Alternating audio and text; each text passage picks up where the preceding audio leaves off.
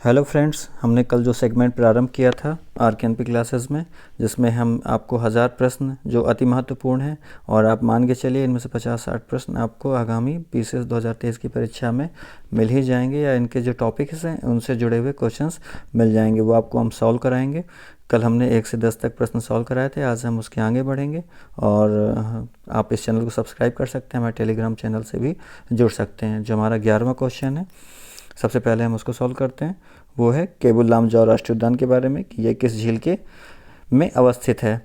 तो इसमें 4 ऑप्शन है, डल, कोलेरू, लोकटक और बुलर। तो जो सही आंसर है वो लोकटक है। लोकटक झील जो है वो मणिपुर राज्य में है। और ये जो केबुल लामजाओ राष्ट्रीय उद्यान है आपका, ये एक तैरता हुआ राष्ट्रीय उद्यान है और ये विश्व का एकमात्र तैरता हुआ राष्ट्रीय उद्यान है। सिर्फ भारत का ही नहीं, अगर हम विश्व की भी बात करें तो विश्व में भी एकमात्र तैरता हुआ राष्ट्रीय उद्यान केबुल लामजाओ ही है। और इसके अलावा जो 4 ऑप्शन दिए हुए हैं, अगर हम उनकी बात करें तो जो आपकी डल झील है वो जम्मू कश्मीर राज्य में है। इसी तरह बुलर झील भी जम्मू कश्मीर राज्य में है। बुलर झील भारत की मीठे पानी की सबसे बड़ी झील है। भारत की सबसे बड़ी मीठे पानी की झील बुलर झील है। कोलेरू झील की बात करें तो ये आंध्र प्रदेश राज्य में है और ये 2 नदियाँ कृष्णा और गोदावरी के मध्य अवस्थित है। ठीक है, लोकटक झील में हम थे, केबुल लामजाओ राष्ट्रीय उद्यान की बात कर रहे थे। तो राष्ट्रीय उद्यान में एक हिरन मिलता है यहाँ पे, जिसका नाम है सांगई। और यह एक डांस करने वाला हिरन है, नृत्य करने वाला हिरन है सांगई। ये केबुल लामजाओ राष्ट्रीय उद्यान में मिलता है। ठीक है, तो ये था हमारा पहला प्रश्न। दूसरा प्रश्न है, भारत का नियंत्रक महालेखा परीक्षक ऑडिट रिपोर्ट किसको देता है, क्योंकि ऑडिट रिपोर्ट का परीक्षण कौन करता है। यहाँ 3 समितियाँ, उपक्रम समिति, प्राक्कलन समिति, लोक लेखा समिति।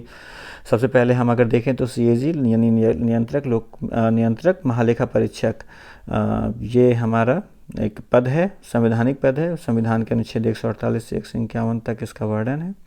और ये जो ऑडिट करता है विभिन्न विभागों का, और उसकी जो रिपोर्ट्स होती हैं वो संसद में रखी जाती हैं। और संसद की एक समिति होती है जो लोक लेखा समिति होती है, जिसमें टोटल 22 सदस्य होते हैं, जिसमें 15 लोकसभा के और 7 राज्यसभा के। ये सब मिल करके इसकी ऑडिट रिपोर्ट का परीक्षण करते हैं। और लोक लेखा समिति का जो अध्यक्ष होता है, वो जो लोकसभा में विपक्ष का नेता होता है, वो इसका अध्यक्ष होता है। लोक लेखा समिति की अगर हम स्थापना की बात करें तो सबसे पहली बार 1921 में ये स्थापित की गई थी। ये एक वार्षिक समिति है, हर वर्ष इसका फिर से गठन होता है। इसके अलावा जो समितियां यहाँ पे दी गई हैं, तो उपक्रम समिति है। उपक्रम समिति 1964 में शुरू की हुई थी और ये एक वित्तीय समिति है। इसी तरह प्राक्कलन समिति की बात करें तो 1950 में स्थापित हुई थी और इसमें सारे के सारे मेंबर लोकसभा के होते हैं। इसमें 30 मेंबर होते हैं, मतलब सबसे बड़ी समितियों में से एक है ये, अगर हम बात करें तो प्राक्कलन समिति की। जो तीसरा क्वेश्चन है आपका, ये है, इनमें से 4 विकल्प दिए हुए हैं और पूछा जा रहा है कि कौन सा बायोमास ऊर्जा का स्रोत नहीं है। सबसे पहले हमें पता होना चाहिए कि बायोमास ऊर्जा क्या है। तो बायोमास ऊर्जा एक वो ऊर्जा जो प्रारंभिक स्रोत थे हमारे मानव के, जो ऊर्जा के स्रोत के रूप में सबसे पहली ऊर्जा यूज की, जैसे लकड़ी है, गोबर है, पत्तियां हैं, कोयला है, ये सारे बायोमास ऊर्जा के उदाहरण हैं। हम यहाँ पे देख सकते हैं लकड़ी, कोयला, गोबर, ये सारे के सारे विकल्प यहाँ पे मौजूद हैं। ये सारे के सारे बायोमास ऊर्जा हैं। जो नहीं है वो है आपका परमाणु ऊर्जा। तो परमाणु ऊर्जा इसका सही आंसर है इस क्वेश्चन का। इसके बाद जो चौथा मतलब 14वां कोई प्रश्न है हमारा, वो है हरित गृह गैस इनमें से कौन सी नहीं है। तो पहले हमें ये पता होना चाहिए कि हरित गृह गैस कहते किनको हैं। तो जैसा हम जानते हैं, सूर्य के प्रकाश में 3 तरह की किरणें होती हैं, दृश्य प्रकाश, अवरक्त विकिरण और पराबैंगनी किरणें। तो जो अवरक्त विकिरण को अवशोषित करती हैं वो गैसें हमारी हरित गृह गैसेस कहलाती हैं। और हरित गृह गैसें अगर हम बात करें तो ये मानव ह्यूमन मेड भी होती हैं और नेचुरल भी होती हैं। इनमें जो विकल्प दिए हुए हैं, इनमें से आर्गन जो है वो हरित गृह गैस नहीं है, बल्कि आर्गन एक अक्रिय गैस है और ये बल्ब वगैरह में फिलामेंट वगैरह उसका सुरक्षित रखने के लिए भरी जाती है argon. CFC, carbon dioxide, methane, ये सारी की सारी हरित गृह गैसेज हैं और ये तापमान जो पर्यावरण का है उसको बढ़ाती हैं। अगर इनके अलावा भी हरित गृह गैसेज हैं, जैसे जलवाष्प एक हरित गृह गैस मतलब कैटेगरी में आता है। इसके अलावा नाइट्रस ऑक्साइड हमारा, ये भी हरित गृह गैसेज की कैटेगरी में आता है। जो CFC है, क्लोरोफ्लोरोकार्बन, ये हमारा फ्रिज है, AC है, प्रशीतक जो होते हैं उनसे प्राप्त होता है। ठीक है, अगले क्वेश्चन की ओर आगे बढ़ते हैं। निम्नलिखित में कौन सा प्रधानमंत्री स्वनिधि योजना के अंतर्गत लक्ष्य समूह है। ये एक योजना थी, ये जो कोरोना काल, जब कोरोना फैल रहा था पूरी दुनिया में, तो उस समय लॉकडाउन लागू हुआ था, भारत में भी लॉकडाउन लागू हुआ था।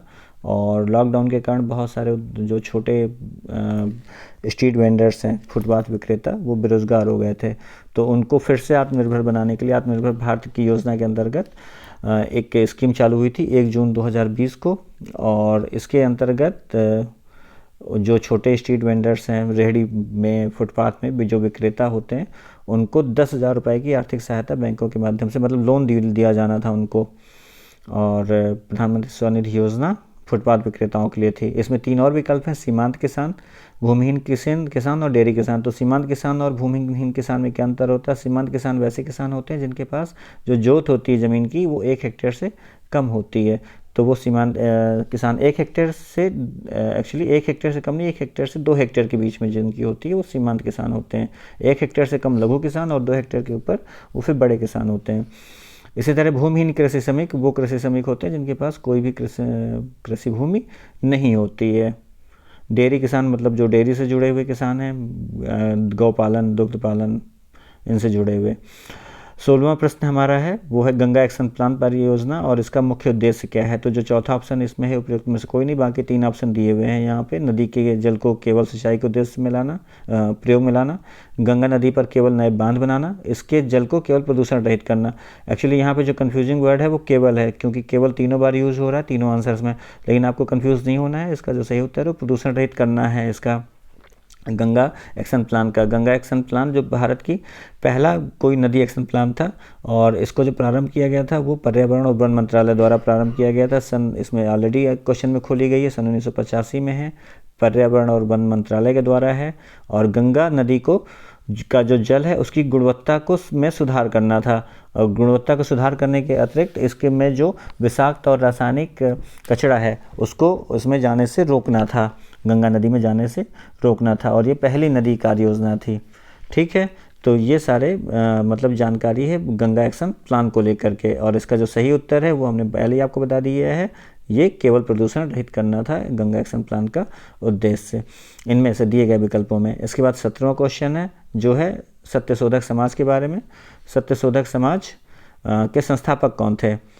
तो यहाँ पे 4 विकल्प दिए हुए हैं और एम.जी. रनाडे, राजा राममोहन राय, ताराबाई शिंदे और ज्योतिबा फुले। तो पहले सत्यशोधक समाज के बारे में जान लेते हैं। ये पहला ऐसा संगठन था जो अस्पृश्य वर्गों होते हैं उनकी शिक्षा से संबंधित था, मतलब अस्पृश्य वर्गों की शिक्षा से संबंधित था। और इसके संस्थापक थे ज्योतिबा फुले। अगर हम डेट की बात करें तो ये 1873 में स्थापित हुआ था। और ज्योतिबा फुले ने बाद में स्त्री शिक्षा को लेकर के भी काम किया और पुणे में कन्या विद्यालय की भी स्थापना की थी ज्योतिबा फुले जी ने ही। और इसके अलावा इसमें 3 विकल्प और दिए हुए हैं। एम.जी. रनाडे, एम.जी. रनाडे आपके प्रार्थना समाज से जुड़े हुए थे, इनका संगठन प्रार्थना समाज कहलाता है। राजा राममोहन राय ब्रह्म समाज से जुड़े हुए थे। और जो ताराबाई शिंदे थी वो ज्योतिबा फुले के साथ ही थी, संस्थापक सदस्य थी सत्यशोधक समाज की। ठीक है, अब हम अगले क्वेश्चन की ओर आगे बढ़ते हैं। अगला क्वेश्चन है शनि ग्रह के वायुमंडल में निम्नलिखित में से कौन सी गैस सबसे अधिक मात्रा में पाई जाती है? तो जो पहले हम देख लेते हैं सही उत्तर। तो सही उत्तर है इसका मीथेन। मीथेन को मार्स गैस भी कहते हैं और ये सबसे ज़्यादा शनि ग्रह में मिलता है। शनि ग्रह की बात करें तो शनि ग्रह सौरमंडल का दूसरा सबसे बड़ा ग्रह है, सेकेंड लार्जेस्ट है प्लैनेट सोलर सिस्टम का। सबसे पहला अगर हम सबसे बड़े की बात करें तो सबसे बड़ा बृहस्पति है। और यहाँ पे 3 और विकल्प दिए हुए हैं, carbon monoxide, nitrogen, sulphur dioxide. तो जैसे हम पृथ्वी की बात करें तो पृथ्वी में सबसे ज़्यादा नाइट्रोजन मिलती है। इसी तरह कार्बन मोनोऑक्साइड शुक्र ग्रह में सर्वाधिक मात्रा में पाई जाती है। 19वां क्वेश्चन अगर हम देखें तो चंद्रगुप्त द्वितीय के बारे में है और इनमें से 2 उनके बारे में कथन दिए गए हैं। शक विजय के संदर्भ में सबसे सबल प्रमाण इस नरेश की रजत मुद्राएं हैं और इन मुद्राओं के तौल लगभग 33 ग्रेन हुआ करती थी। 2 विकल्प यहाँ पे दिए गए हैं। जो हमारा सही उत्तर है वो 1 और 2 दोनों हैं। और सबसे पहले हम इनके उसकी बात कर लेते हैं। एक्चुअली चंद्रगुप्त द्वितीय ने शक जो अंतिम शक शासक था जिसका नाम था रुद्र सिंह तृतीय, इसको हराया था, रुद्र सिंह तृतीय को हराया था। और उसके बाद इन्होंने चांदी के सिक्के जारी किए थे, और इन्होंने चांदी के सिक्के जब जारी किए तो उसकी जो तौल थी वो 33 ग्रेन थी। इन्होंने सोने के सिक्के भी गुप्त शासकों ने जारी किए थे, और उसकी जो वो था तौल था वो 144 ग्रेन हुआ करता था। और इनके जो रजत मुद्राएं थी वो उनकी शैली भी थी एक पर्टिकुलर, और वो शैली कहलाती है व्याघ्र शैली। तो व्याघ्र शैली की रजत मुद्राएं जारी की थी। रुद्र सिंह तृतीय को हराया था। रुद्र सिंह तृतीय एक शक शासक था, अंतिम शक शासक था, और सर्वाधिक सोने की मुद्राएं चलाई थी गुप्तों ने। ठीक है, इसका जो विकल्प था वो 1 और 2 दोनों सही था इस क्वेश्चन का। इसके बाद हम अगले क्वेश्चन की ओर आगे बढ़ते हैं। यहाँ पर एक कथन दिया गया है और दूसरा कारण दिया गया है। हमें बताना है कि कथन और कारण में क्या क्या सही है, और क्या कथन कारण जो है कथन की व्याख्या करता है कि नहीं करता है। तो हमारा जो कथन है वो आगरा और दार्जिलिंग के बारे में है कि दोनों एक ही अक्षांश पर स्थित हैं। जनवरी में आगरा का तापमान 16 डिग्री सेंटीग्रेड और दार्जिलिंग का 4 डिग्री सेंटीग्रेड होता है। ये सही है, और मतलब इसमें जो भी जानकारी दी गई है वो सही है। फिर आर जो इसका कारण दिया गया है उसमें लिखा गया है ऊंचाई के साथ तापमान घटता है। ये भी एक फैक्ट है कि ऊंचाई के साथ जाने पर तापमान घटता है, और विरल वायु के कारण मैदानी प्रदेशों की तुलना में पर्वतीय प्रदेश अधिक ठंडे होते हैं। और ये भी एक सही फैक्ट है। जो जब दोनों सही फैक्ट हैं, और ये जो दोनों फैक्ट हैं ये वस्तुतः जो हमारा अभिकथन है उसकी व्याख्या भी अच्छे से करते हैं। तो जो आंसर होगा वो बी होगा, मतलब ए और आर दोनों सही हैं, और आर ए की सही व्याख्या करता है। आज जो हमारे क्वेश्चंस थे वो यहीं तक हैं। आप अगर इसको जो हमने आज क्वेश्चंस कराए हैं, अगर इनकी आपको पीडीएफ चाहिए तो आप हमारे टेलीग्राम चैनल से जुड़ सकते हैं, जहां पे हम इसकी पीडीएफ और जो बाकी जानकारी है वो भी आपको मुहैया करा देंगे। Thank you friends.